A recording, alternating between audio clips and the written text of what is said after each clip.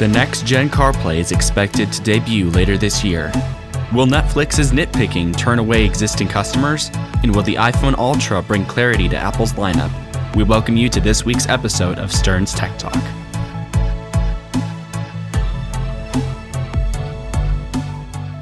Yeah, so with that, we'll jump right into it this week. And actually, we have some information on the 2024 iPhone. Is that right? Yeah, that's correct. We have info over on 9 to 5 Mac discussing Apple's plans next year to actually keep the Pro Max, increase its specs a lot more than they usually would, and create the Ultra to be even more of a high-end than we thought.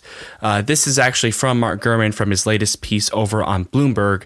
And there's also mention that Apple is believed to not be working on the foldable at the moment. We weren't sure exactly when they would start that, but apparently from what Gurman is saying, that is not in the process at all right now. So this is kind of interesting, and it's kind of an interesting move on Apple's part. The whole point was basically they were seeing a lot of people grab for the highest price of the phones. They were stretching their budget. Yep. And I guess from what Tim said, he agreed with that and was like, yeah, they'll go for anything. They'll go for the highest stuff. So let's just make this even more powerful and see how far we can tip this thing. Because, I mean, that's usually Apple's goal a lot of the time, is to see how far they can push the limits on prices, on specs, and all that kind of stuff. So I don't know what your thoughts were on this particular piece, but... Not really. I didn't really have a whole lot to think about, other than the fact that I don't really agree with the idea of differentiating the Pro and Pro Max. I felt like the screen size differential was enough for me. That's what I was thinking. I think that alludes to what you're trying to say from Cook and his emphasis on attempting to encourage or entice people to spend more money. Yeah. So if you improve the specs on the Pro Max, then you increase the price and profitability.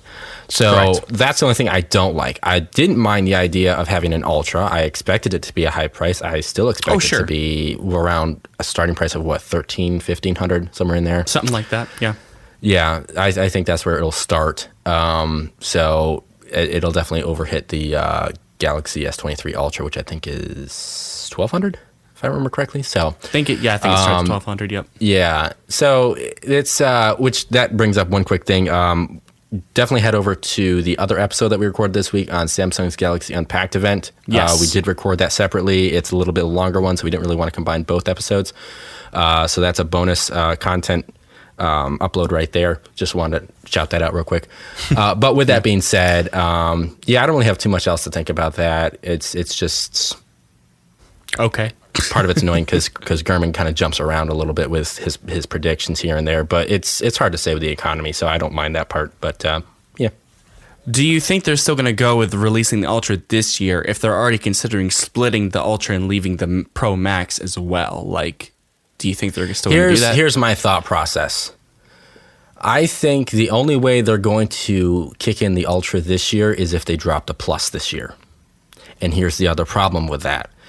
We understand and know very well that most companies work with a 2 to 3 year plan. Mm-hmm. And I'm guaranteeing that they were betting hard that Plus was going to sell very well. And we also saw this with the Mini, where even though we saw that the Mini sales had dropped, they still came out with the Mini 13, which I will say that was a really nice phone. It had boosted battery life, and I felt like it was perfect for the most part.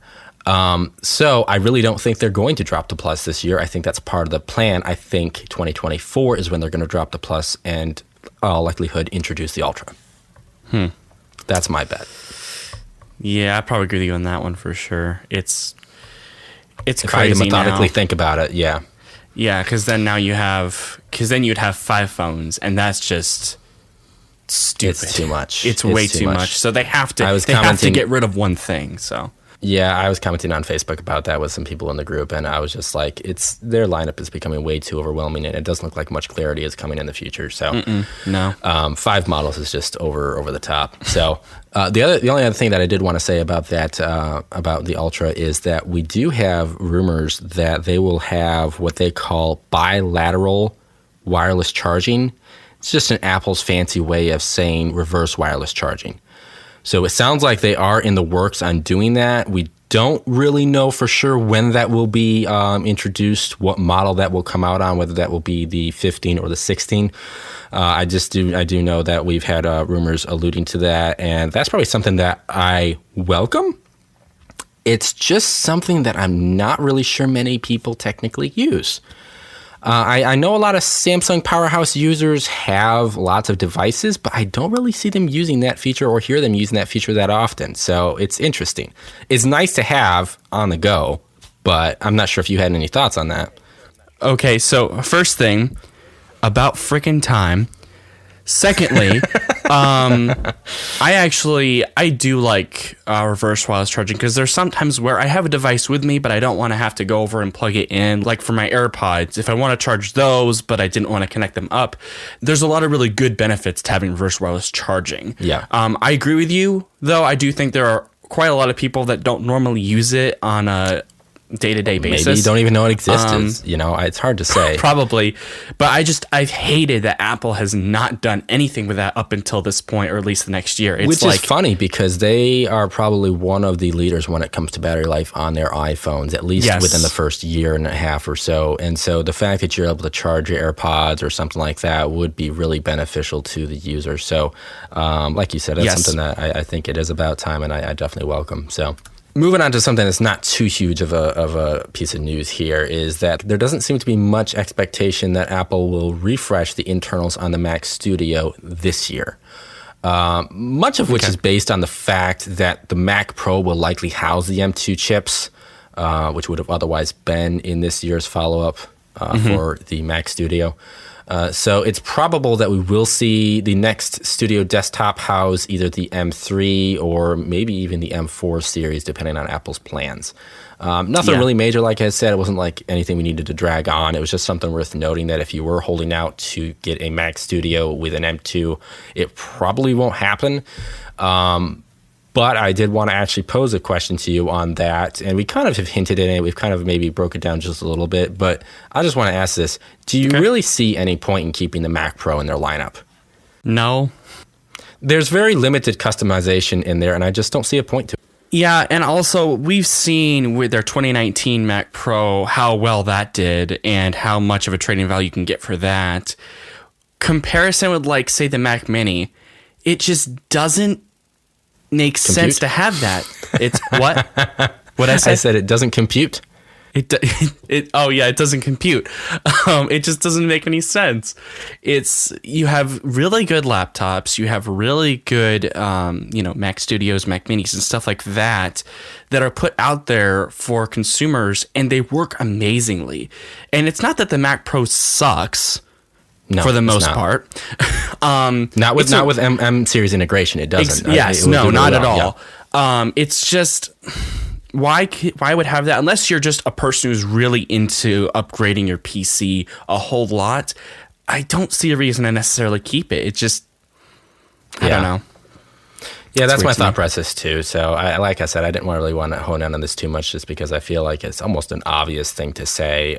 We've seen what they can do with the Mac Studio, and all they really did was throw a couple huge fans on top of a Mac Mini and make that thing scream. So, pretty much. But yeah, we'll move on to something else that's not so Apple related. So So the Pixel has released some new updates regarding their Bluetooth and clear calling issues. We won't go into obviously too depth here, but I'll just name these updates here. So for accessibility, there's some fix for issues preventing touch interaction with Braille keyboard in certain conditions.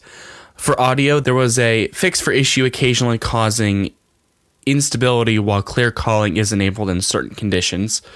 And here's where Bluetooth comes in. Fix for issue occasionally preventing connection with certain Bluetooth devices or accessories.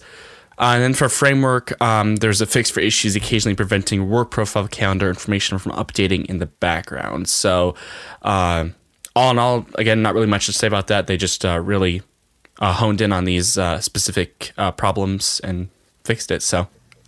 Yeah, just a quick note on that one. It's kind of funny that they have that issue while clear calling is enabled. Stability is, decreased. So I just had to kind of laugh at that one. Not that I had any issues with the Pixel when I had it. It's just kind of funny how that works. Heading back to Apple, though, they have determined that for now they will not fulfill the position that Evans Hankey, who left the company this past November, she actually held that position. And Hankey was the industrial design officer at Apple. That was actually originally held by Jony Ive, which many of us loved him because of just his designs. And I think part of us just liked his accent too. But now it actually seems that Apple is going to do away with that position altogether, and all subordinates that once answered to Hankey will report to the Chief Operating Officer, Jeff Williams. Okay. Which I'll throw a tiny tidbit in there. Williams is actually also one of the names that is in the mix of conversation around Tim Cook's eventual successor. I know there's been a lot of people, a lot of names that have been like, okay, who's going to take over Tim Cook? He's actually one of them. I know a lot of people would like to see Craig Federighi take over, but I don't know how well he would do in that position. But Jeff Williams is definitely one of those guys. So not sure if that surprised you or not, but.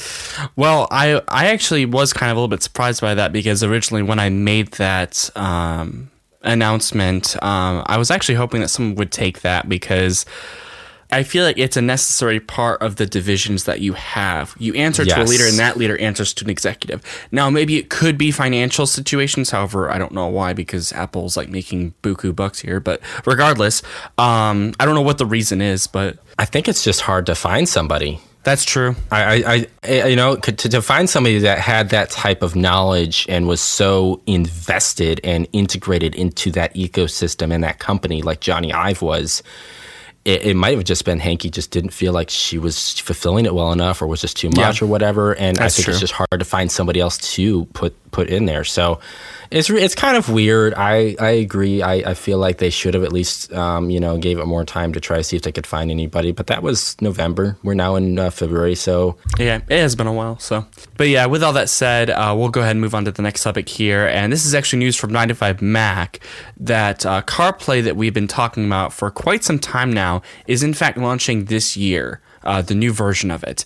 Now, I believe we actually have viewed previous images demonstrating this massively packed update.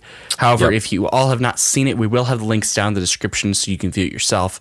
Essentially, there are two major updates, just to recap here. The first is the main display for the newer cars that utilize CarPlay have been completely shifted into a more well-rounded, more iOS integrated feel to it. Honestly, if I could describe the image to you right away, it almost seems like some sort of iMac, to be perfectly honest. It's crazy. The other thing is that the CarPlay will now be able to apply its OS to the screen behind your steering wheel that normally indicates your speed, temperature, eco energy saver if it has one, and so on. Not only that, but the article goes on to say that the mock-ups of this new version of CarPlay have had a similar style to that of the Mercedes-Benz EQS, where the display stretches from the steering wheel to the passenger side. That was something we touched on as well. So this year, I mean, I'm pretty excited, even though I will never be able to afford a car like that, probably. Nope. But it's great to think how amazing this is. This is crazy to think about. So. Yeah, I really don't have too much to say about that just because I was really pretty much in awe the last time we talked about this and that it surfaced. And nothing new. It's really, I don't really see it like it's nothing new, but the fact that it's actually coming out for sure this year, that's really cool news. Like you said, I'm excited. It'll be great to actually see people using it, taking videos of it, because we're just seeing the mock-ups. That's it. Like, we're not seeing any utilization. So I think I touched on this last time. I think the only thing I'm really concerned about is just bugs, because that is a really important part of the car, and to have any issues, that's a scary thing to even speculate. I'm hoping that this is something they've been working on for years, because it's not really something you want to mess around with. But no. Jumping along with screens, actually, many streaming users really haven't been happy with Netflix lately. Some of it has to do with their price increases. Other people left because of the lack of appealing content. And then there was a recent announcement of how they were going to eliminate the ability for sharing accounts. In a recent news update, Netflix noted some things specifically to their investors on just how they were going to accomplish this. And a lot of this relates to devices that remain on the household network and kind of paying attention to the IP address that you're accessing it from. It also notes that the user would have to log in, like / access their account on their household network once a month to avoid having to go through the process of account verification, which could actually prompt the possibility you would be met with a notification that the primary account holder would have to incur the charge of a monthly sharing service fee. Okay. So the cost of the sharing fee has yet to be specified, although we have seen this tested in other countries, which some amounted up to $3. I think the States would definitely amount to a higher price than that. Does Netflix want consumers? When I read this, it made them sound like this is going to really help us, refresh and re-enhance our product. No. And that it will increase our revenue. And all I really thought about is every step you've made thus far has made us anything but excited about watching Netflix. The only reason why I watch it is because it comes with my T-Mobile subscription. That's it. If it didn't come with T-Mobile, I wouldn't subscribe to Netflix. It's just, I don't get it. So I don't mean to get all emotional about that. It's just, it really bugs me. And your question is ever so valid. The once a month login access is somewhat of a gray area, as this was once on Netflix's Help Center page, but has since been removed. Rightfully so, because it kind of begs a lot of questions in scenarios like, college students that use their parents' account, they'd have to constantly, go back once a month or whatever. So, and there's other scenarios like that as well.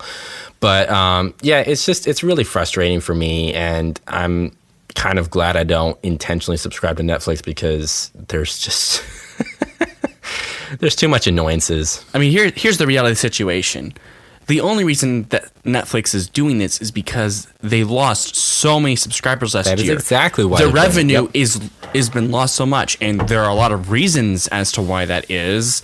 For example, a lot of their series are just not things that people are interested in. They're not as good as the series that were once on there. There are only very few that are good. There's like only one series that we were recently interested in that my wife and I watched, and that's about it, really. So... And then with them adding in the, I think it's their ads service. I think it's their base plan that has like the ads. Oh, yeah. Well, I didn't necessarily have a major problem with that. Not really either, but I think that was one way for them to help with revenue. Yes. And that was a logical way to help with revenue. But it's like every other thing they're doing is it's pushing people away, really. It's just the bottom line. Yeah. And so this is on them. Yeah. Like absolutely. They can't push anymore because the more they push, the more we're going to just leave, run period. Away. Because it's not like what they need to do if they want consumers back. Don't increase prices. Don't make this more difficult on us. Produce stuff that actually people want to see. Produce things that are like really good, action-packed, really lively, things that people used to actually enjoy a lot of on Netflix. They just jumped off the bandwagon, really, just with all the stuff they had. I mean, I really noticed it back in the early 20-teens, mid-20-teens, because that's when they took off stuff like Everybody Loves Raymond and other, feel-good shows. And they just started doing, I think the biggest thing that killed them is they started doing their Netflix-only shows or movies. And if they would just stop pumping so much money into that, I feel like they would actually benefit a little bit better if they just kind of, had some of those contract deals with other services, CBS, Fox, whatever, ABC, and then go from there. So, but yeah, like you said, I didn't really want to go too much into this, but it's one of those things that I'm sure this kind of hits a bit of a sore spot for most people if they have been recently subscribing. Yeah, for sure. But again, sorry for that crazy roundabout there, but we'll actually move on to some deals. We actually have a couple here. So the first one is in regards to the Pixel 7. I mentioned that they fixed some updates regarding it, but it actually dropped to their lowest prices, and you can now get the Pixel 7 for $499 on Amazon, which is $150 off its standard price. And then the Pixel 7 Pro has received an indicated discount as well, and it dropped to $749 So you guys can go ahead, go over there, and grab that. It's a pretty good deal, especially considering these are literally the newest phones they have. So yeah, they just came out this past fall. So yep, yeah, definitely good incentives right there to get those Pixel products. You still have another 8 months before the next one comes out. Yeah, it by the way, it doesn't actually necessarily say when this deal is over with, because the article doesn't seem to mention it. But I guess get it while you can. I mean, we never really mentioned how long these deals last, just because only if the article really mentions it. But yeah. So yep. And then going into the opposition of that, with Apple, we have a $200 discount off the M1 iMac. So that just came out, a year or two ago? Yeah. So, I mean, it makes sense that usually after about a couple years, Apple kind of dips down on some of their previous products. So, yeah, we kind of expect this sort of thing. And that's a really good, home computer for just basic business or just everyday internet, paying bills and stuff like that. So I think that's a good deal there. Moving back to streaming services, I don't know why this is such a streaming type of episode, but it is. Prominent thing here. It is. We don't normally hit on that too much, but this was probably one of the biggest news that managed to miss the script over the past couple months here at Stern's Tech Talk, and it relates to the NFL. Sunday Ticket has actually found a new home. And even though we had somewhat hoped that Apple would make an effort to add it to their Apple TV streaming service, they just couldn't come to an agreement. And it turns out that their prime competitor was poised for the position and struck a deal with the sports giant. YouTube TV will now be the home for NFL Sunday Ticket. No. And this will go on for the next 7 years. They have a 7-year contract with them starting this fall.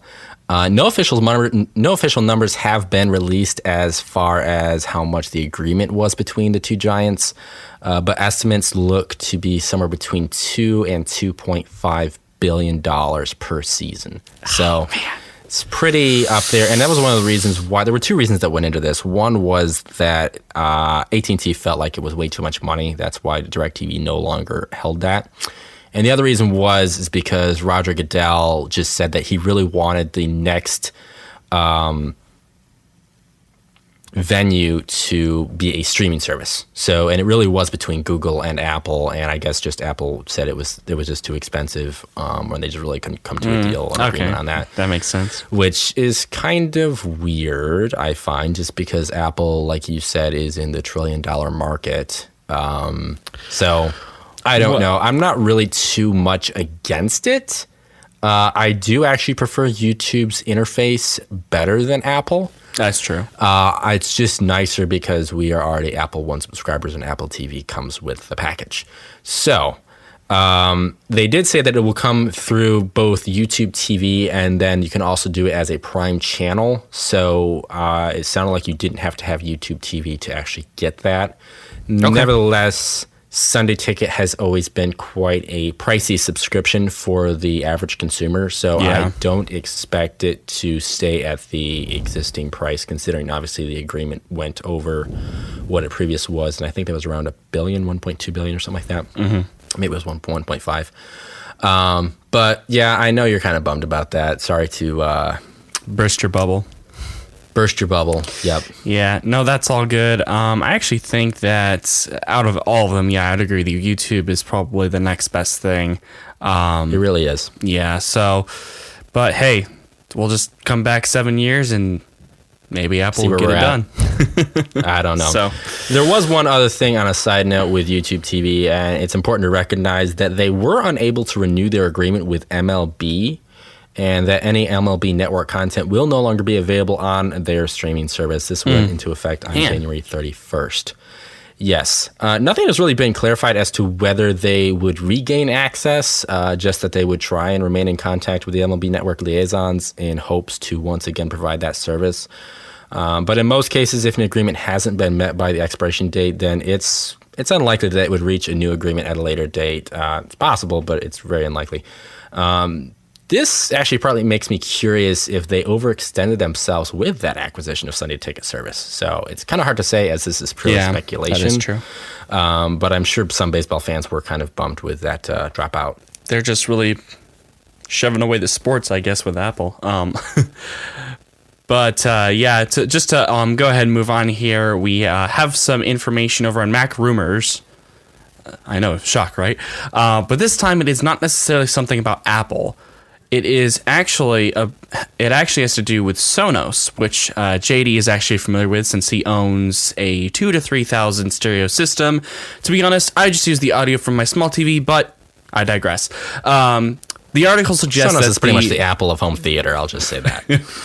Oh, well, we'll see here. The article suggests that the multi-directional Era 300 will be Sonos's new flagship, and that it will actually compete with Apple's new HomePod.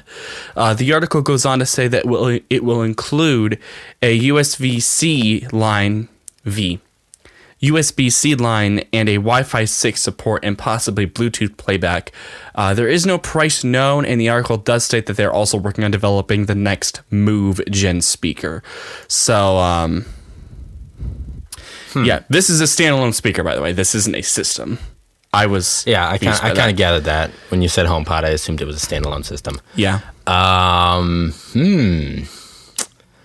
Not really sure if I like that, but I guess okay. Did you actually have a price? You must have said that they didn't have a price. They didn't have a price for the. Okay. Yeah, they didn't have a price for the speaker yet. So, but it says it's going to compete with the HomePod, so I imagine it might be $300, $400, $500, maybe something like that. It is Sonos, so you have to kind of expect them to be a little bit over. But yes, yeah. I mean, here's the thing: is like, when I first saw that, I was thinking, oh, if this is a stereo system and they're competing now with Apple. And it's like, if you're a $2,000 to $3,000 stereo system and you are actually trying to compete with a standalone speaker that's $350, either you're lying to your customers or the HomePod is a lot better than I thought it was. But no, this is just a standalone speaker. But even then, it's crazy to think that it's still a competition, because I feel like from what I've heard from Sonos, like I've heard your stereo system, JD, and it's really, really good in comparison to the HomePod. So that was so much. That was really funny because this actually breaks down a couple thoughts in my head here. Okay, so first off, I was listening to the Waveform podcast with Marquez, and they were actually talking about, or just theorizing, what was this HomePod geared towards. And one of them just suggested, were they trying to compete possibly with home theater against Sonos? Because you can pair two HomePods together and use them as a TV, home theater system, technically, without a sub. I kind of had to laugh at that. Not because I, often disagree with Marquez or his co-host. I just had to laugh at it because it's really, really hard to compete with Sonos. It just is. Yes. Now, if you're someone who wants to go for a full-blown, wired system because you are an audiophile, then, that's totally fine. That's you. That's your preference. That's your money. But as far as wireless, you really can't compete with Sonos, and it was kind of funny how that worked out. And then I hear this news right here that you're telling me completely, out of the blue on that one. I'm really interested to see how much that'll cost. I would definitely want to test it. Yeah, you can actually see the CAD drawing here. I sent you it. Okay. It almost looks like a VR headset. Weirdly enough. That's a little scary. A little weird, yeah, but I imagine it probably has a lot more. Like I said, it's a multi-directional audio. So it's, because I think the HomePod has sort of that multi-directional too, but this one might have even more spatial. They call it spatial audio, that's right. The HomePod has spatial audio. This one has multi-directional, so I imagine it's probably even more open in terms of the sound quality. But isn't that weird? Oh my God. It looks like a loaf of bread. It looks like it's been shrinked in the middle and it's a loaf of bread. I didn't see that. I saw a VR headset, but yeah, it does actually kind of look like a loaf of bread. But yeah. Oh my word. That looks awful. Okay. I mean, I didn't think it looked that bad, obviously CAD renders aren't true to form or true to life, so I can't really give my full disclosure or, opinion on it, other than the fact that the CAD file itself definitely looks like something got screwed up somewhere along the way. It does look a little weird, but I mean, I don't know. Hey, as long as like the sound quality is like super good, I don't think it necessarily matters, what it looks like. Yeah, I mean, to an that's extent, true. The aesthetic is important, but I don't think It so has to be important appealing, that yes. that it determines like the Visually factor of the audio itself, because that's what the main thing is. Exactly. Yeah, I think, and here's the big thing that I think I mentioned this last week as well. Here's the big thing that I don't like about Apple or the HomePod is it's just iPhone only. And that is one thing that just drives me crazy. Oh, and I will insane. continue to reinforce that statement because it is a huge nuisance. It bothers me because even though I'm someone who is integrated into the Apple ecosystem, I just don't like being locked into a device where I have to have an Apple device for it to work. It just does not make any sense. You have AirPods, they can work with Androids. Why can't you have a HomePod that is Bluetooth, compatible with Android? Yes. It's just dumb. It's true. I don't get it. So the fact that Sonos is doing this, I don't really think they need to compete with Apple. I think they're trying to actually just flat out steal it from Apple, period. I don't think there will be a competition. Pretty much. We'll have to see how this works. We'll have to see how the price goes and the quality of the audio. Yes. I'm fully confident that it'll be far better and it will be more compatible on both sides. I already, like O'Reilly said, I already have a whole Sonos system. I have an ARC. I have 2 ones for my rear speakers, and then I have a Sub-Gen 3. AirPlay is beautiful. It's seamless. Sonos has full app integration with many streaming services from Deezer to Tidal to Apple Music, Spotify, you name it, they got it. YouTube Music. It's amazing. It's flawless. Every once in a while, they'll release an update that might have an effect on your EQ, and you kind of have to adjust it or wait for another update to actually fix that part. But for the most part, Sonos is just really impressive. So I don't know if you heard me say it earlier, but actually, the article says that this particular speaker might possibly support Bluetooth playback. So actually, you wouldn't necessarily need a specific streaming service. You can just play it through your phone from on YouTube or whatever you're playing it through. It doesn't have to be a specific app. Oh yeah. But, I mean, I assume that much. I mean, there's a difference because the way that works is, I'm not sure if you actually ever went into the Sonos ecosystem. I did a little bit. Okay, yeah. So you actually go into the Sonos app and you can tap on the music profile, and then it allows you to open up all those streaming services. So the fact that you can do that through the app, or you can just do it directly Bluetooth and just play whatever's on your phone, it's just up to the user. Yeah. It's the way it should be. It's the way it has been, and it should always be. Yes, exactly. And so it just always goes back to the fact that we have our issues with Apple. We have our beef with them, and there's just certain things that will never change, and I don't expect this to either. Yeah. So in the end, I'm really excited about this. Did they say they didn't say when it would come out? It says the Air 300 and the Air 100 will launch in the coming months. That is really interesting to see. But yeah, that's all we had for today. We certainly hope you guys have enjoyed this particular episode. If you did, make sure you leave a like both on YouTube and Spotify. Make sure you follow and subscribe on both services. And on YouTube, if you really did like this episode, go ahead and leave a comment and give your opinion. With all that said, this is JD and Riley signing off. Peace out.